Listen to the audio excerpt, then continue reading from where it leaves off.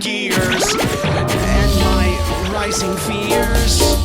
The illusion of living was only the beginning. Ink incarnate, the sin presented in silly vision.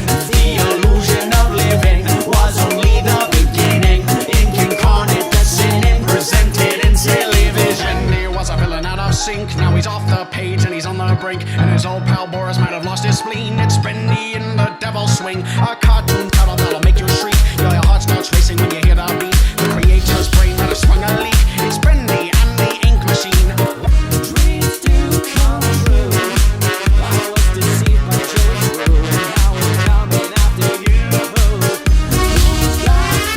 And it's time for another exciting episode of Bendy and the ink machine. Bendy was a little devil thing who was brought to life on the silver screen. Used to make them chuckle, now he makes them scream. It's Bendy in the devil's swing. Flashback to the place that made the cartoon scene, where the cobwebs grow and the floorboards creak, and it's all connected to an evil scheme. It's Bendy and the ink machine. Dreams do come true. I was deceived by Joe's brew, and now we're coming after you. And it's time for another exciting episode of Bendy and the ink machine.